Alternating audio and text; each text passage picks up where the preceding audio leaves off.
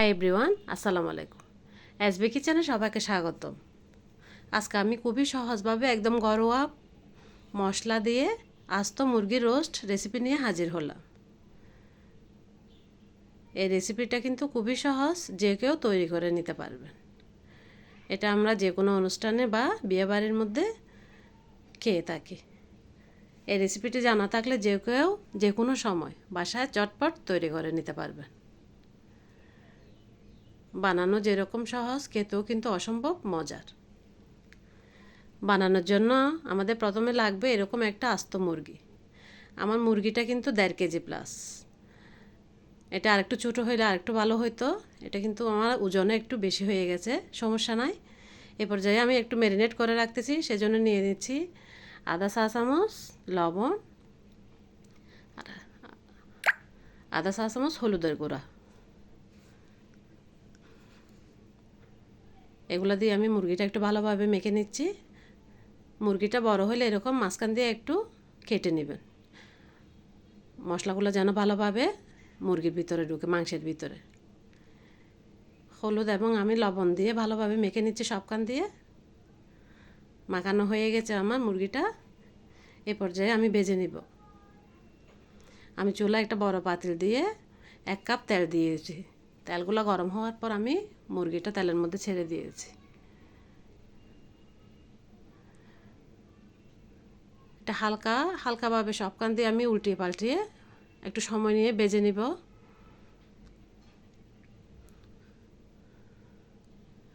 বড় মুরগি হলে এরকম ভাজার সময় কিন্তু একটু সাবধানতা অবলম্বন করতে হবে।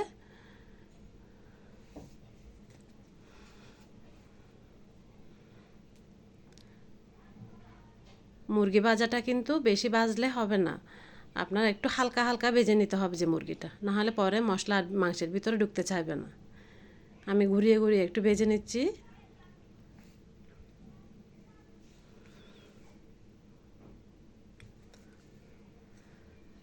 মুরগিটা ভাজা হয়ে গেছে আমার। দেখুন উপর থেকে দেখা যাচ্ছে কীরকম, মানে কী পরিমাণে শক্ত করে ফেলছে নাকি নরম আছে। আমি হালকাভাবে ভেজে নিয়েছি। মুরগি আমি উঠাই ফেলছি। এ পর্যায়ে আমি একই তেলের মধ্যে কিছু শুকনো গরম মশলা দিয়ে দিয়েছি। এখানে দিয়েছি 4টা এলাচ, 2-3 টুকরা দারুচিনি, 3-4টা লং আর 3-4টা গোলমরিচ। এগুলো একটু হালকা ভাজার পর যখন একটু গন্ধ বের হবে, এ পর্যায়ে আমি দিয়ে দিচ্ছি 1 কাপ পেঁয়াজ কুচি।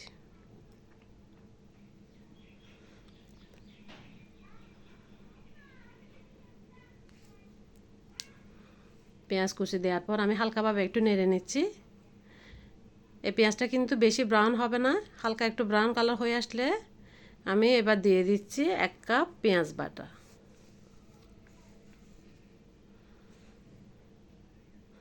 আর সাথে দিয়ে দিচ্ছি 1 চা চামচ আদা বাটা, 1 চা চামচ রসুন বাটা।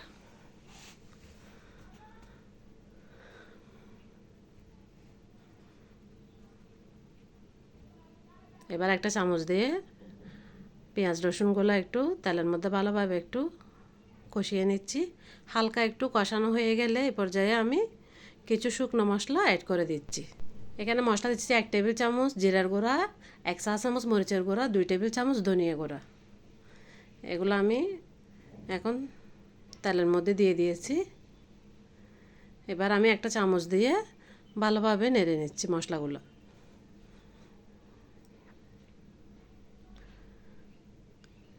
কিছুক্ষণ নাড়াচাড়া করার পর একটু যখন হালকা কষানো হয়ে গেছে, এ পর্যায়ে আমি জায়ফল জয়ত্রীর গুঁড়ো দিয়ে দিচ্ছি 1 চা চামচ। জায়ফল জয়ত্রীর গুঁড়ো দেওয়ার পরও আমি আবারও একটু ভালোভাবে নেড়ে নিচ্ছি। রোস্ট রান্নার সময় কিন্তু আপনাকে ভালোভাবে নেড়ে যেতে হবে, না হলে মশলাটা কিন্তু যদি নিচে লেগে যায় তাহলে রোস্টের স্বাদটাই নষ্ট হয়ে যাবে। কিছুক্ষণ কষানোর পর যখন হালকা একটু তেল উপরের দিকে বেশি আসছে, আমি এই পর্যায়ে দিয়ে দিচ্ছি 2 টেবিল চামচ বাদাম বাটা, আর দিয়ে দিচ্ছি 1 কাপ টক দই। বাদাম বাটা আর টক দই দেওয়ার পরও আমি আবারও একটু মশলার সাথে ভালোভাবে মিশিয়ে নিচ্ছি সবগুলো। হালকা একটু কষানোর পর যখন তেল উপরের দিকে একটু বেশি উঠেছে তখন এই পর্যায়ে আমি দিয়ে দিচ্ছি 1 চা চামচ টমেটো সস আর দিয়ে দিচ্ছি স্বাদ মতো লবণ।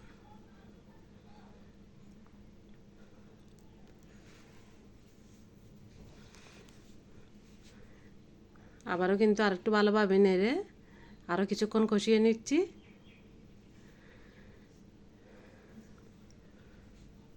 মশলাটা পুরোপুরি কষানোর পর আমি এই পর্যায়ে মুরগিটা মশলার মধ্যে ছেড়ে দিচ্ছি।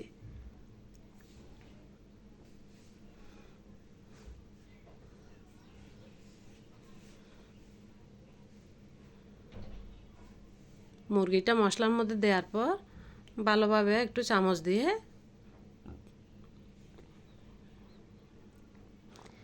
নেড়ে চেড়ে নিয়েছি। মশলা যেন সবখানে মুরগির সবখানে লাগে সেজন্য।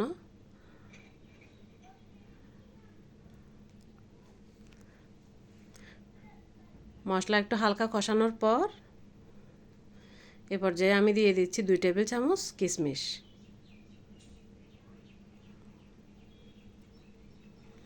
আর সাথে দিয়ে দিচ্ছি আমি 1 কাপ লিকুইড দুধ। এখানে আমি লিকুইড দুধ 1 কাপ পরিমাণ দিয়েছি।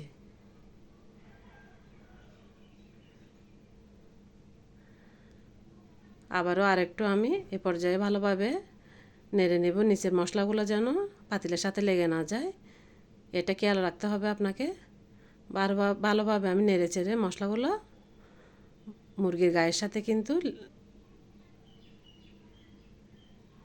যেন ভালোভাবে মিশে যায়, আমি সেই জন্য একটু ভালোভাবে নেড়ে নিচ্ছি মুরগিটা ঘুরিয়ে ঘুরিয়ে।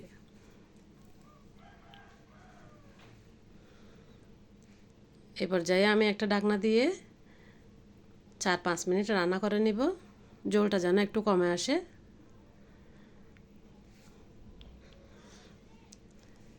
4-5 মিনিট পর আমি এ পর্যায়ে দিয়ে দিচ্ছি 1 চা চামচ চিনি, এটা টেস্টের জন্য, আর দিয়ে দিচ্ছি 1 টেবিল চামচ ঘি। আর সাথে দিয়ে দিচ্ছি এখানে আমি কেওড়া জল। এখানে আমি 1 টেবিল চামচ কেওড়া জল দিব।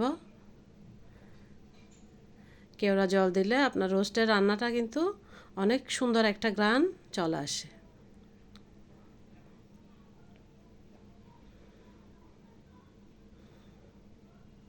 এগুলো দেওয়ার পর আমি আবার একটু ভালোভাবে সবগুলো মিশিয়ে নিচ্ছি যেন মুরগির গায়ে সবখানে যেন লাগে মশলাগুলো। আমি উল্টিয়ে পাল্টিয়ে ভালোভাবে আরেকটু নেড়ে নিচ্ছি। রোস্ট রান্নাটা কিন্তু আমার একদম শেষ, এ পর্যায়ে আমি নামিয়ে নিচ্ছি। আমি বড় একটা বাটিতে নিয়ে এখন উপর থেকে একটু মশলাগুলো দিয়ে দিচ্ছি। দেখতে কিন্তু অনেক সুন্দর এবং লোভনীয় হয়েছে। এই পর্যায়ে আমি পেঁয়াজ বেরেস্তা দিয়ে দিচ্ছি পরিবেশনের আগে।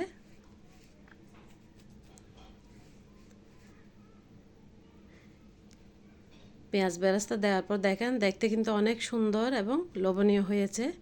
কারো যদি আমার এই রেসিপিটা পছন্দ লাগে তাহলে আমার রেসিপিতে একটা লাইক, কমেন্ট এবং সাবস্ক্রাইব করে দিবেন।